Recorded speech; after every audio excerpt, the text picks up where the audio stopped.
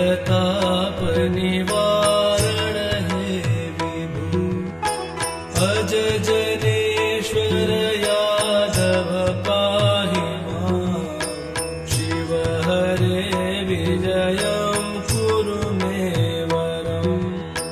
कमललोचन राम दयानिधे। हर गुरु गज रक्षक गोपते। शिवतनो भव शंकर पाहि मां। शिव हरे विजयं कुरु मे वरम्। सुजन रंजन मंगलमंदिरम्।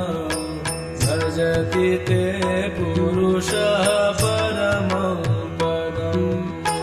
भवति तस्य सुखं परमद्भुतम्। शिव हरे विजयं कुरु मे वरम्। जय युधिष्ठिर वल्लभ भूपते। जय जयार्जित पुण्यपयोनिधे। जय कृपामय कृष्ण नमोस्तुते।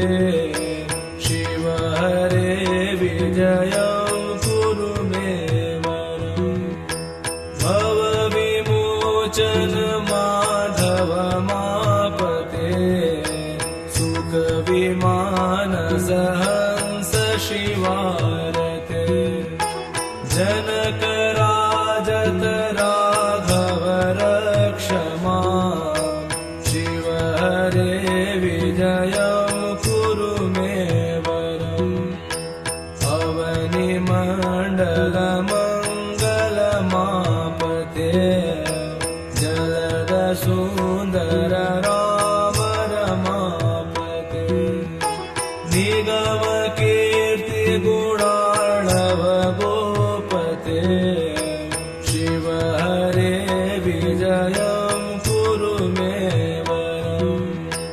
पतित पावन नाम मयीलता। तव यशो विमलं परिगीयते। तदपि माधव मां किमुपेक्षसे। शिव हरे विजयं कुरु मे वरम्। अमरता परदेवर मापते। विजयतस्त्वनामधनोपमा। मयि कथं करुणार्णव जायते। शिव हरे विजयं कुरु मे वरम्। हनुमतः प्रिय चापकर प्रभो। सुरसरिदित शेखर हे गुरु। मम विभो किमु विस्मरणं कृतं। शिव हरे विजयं कुरु मे वरम्। अहरहर जन रंजन सुंदरम्। पठति यः शिव राम कृतं स्तवम्। विशति राम रमा चरणाम्बुजे। शिव हरे विजयं कुरु मे वरम्। प्रातरुत्थाय यो भवत्या पठेदेकाग्रमानसः।